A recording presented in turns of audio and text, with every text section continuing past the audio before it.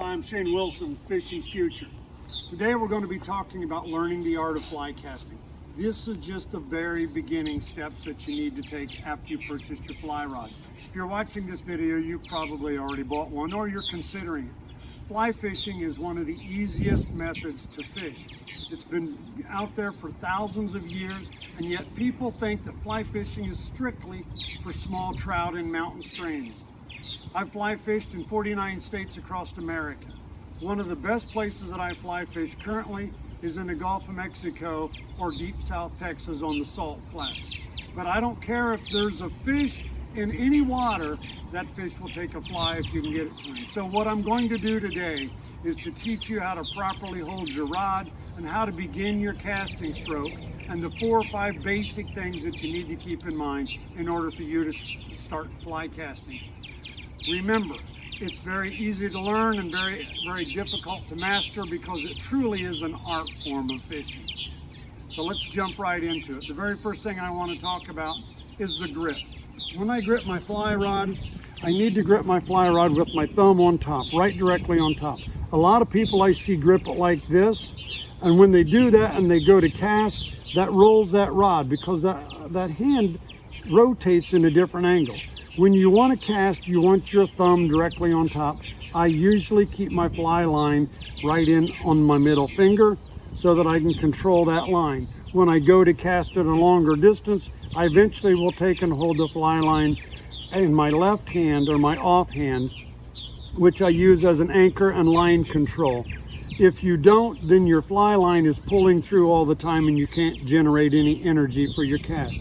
If you'll go down and look at the end of my rod now, when I cast, my rod, a lot of people start with the rod high. When you're fly casting, you have to pull in that line and your rod needs to be low to the ground and your line needs to be straight before you can ever make that cast. When you do that, that properly loads that rod. When I'm talking about a loaded rod, I'm going to show you what I mean. A loaded rod is a rod that when you pick it up, bends. And it bends in this nature. This is a loaded rod. As you go, throws it up. Then when you come forward, you load it again. And then that extends out and that rolls out your line. So in order to properly fly cast, I need to, right now I can't cast because I've got all the line underneath the tip of my rod. I need to pull all that line out, make sure it's straight off the tip, and I need to keep my rod low. At this moment, I'm going to lift my rod up and I'm going to keep it in the same plane. When I lift my rod, I'm going to keep it in the same plane, come back here and come straight back. I want to work it in a 10 to 2, 10, 2, 10, 2, and I want to stop and make definite stops. I don't want to go 9 to 3, 9 to 4. I don't want that because I'm not propelling my line or throwing my line properly. I'm rolling out the line and you definitely need to stop at 10 and 2. So I'm going to do that and I have to do it with some energy. When I do that with energy, it's going to propel it up. Now, my stance, if I stand perfectly straight with my feet in line with my shoulder, I'm shutting off my hips. It's like throwing a baseball. You don't throw a baseball like this. You stand with your opposite foot forward, your back foot a little canted behind you, and as you throw, your whole body moves and you rotate at the hips. That's called allowing the hips to open and you get more energy into your cast. I also stand in this direction because in order to make a proper forecast, I must have a very good back cast. My back cast does precede the forecast, and if your back cast is not in control and it's sloppy, you're not going to be able to precisely have a good forecast and your accuracy is going to be way off. So with this kind of a stance, with an open stance, when I raise my rod, now I'm following my rod tip with my eyes and I'm rotating at my hips. My elbow is pretty stationary. I'm not doing very much. I'm just rotating back and forth with my hips. This is a very good practice for somebody starting. I only have about 20 feet of line out and I'm doing nothing but rotating back and forth. I'm going to be turning around and talking to you while I'm doing this.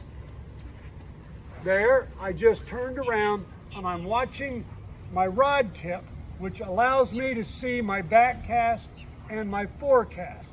As I do this, you notice that my arm is not moving. I'm moving my body with it. Now, as I go to extend the line, which you don't need to do right off the bat, you need to practice this quite some time. I'm going to back out and I'm going to lower my rod so that you can see I'm working pretty much on the same plane. I can do it sideways, just like this. I can do it overhand like this, but I can't see my back cast and I'm losing accuracy. Now I've got it back in control.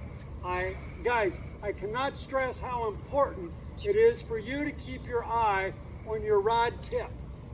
That will help you in your distance, it'll help you on your accuracy, and it definitely helps you on casting your line forward. You need a small loop as compared to a great big loop. If I do 9 to 4, look at my line already. It's way out there. I'm not getting any energy. My line's going back, it's going down. It's a dead cast. I need to shorten that up, go back to just rocking and twisting my body. My pull goes from 10 to 2, 10, 2, 10, 2, 10, 2. And I know what I'm doing because I'm watching the tip of my rod. Now I'm going to lay it down. I'm going to ease over so that you can see. I'm going easing over a little bit more down, then I lower my rod.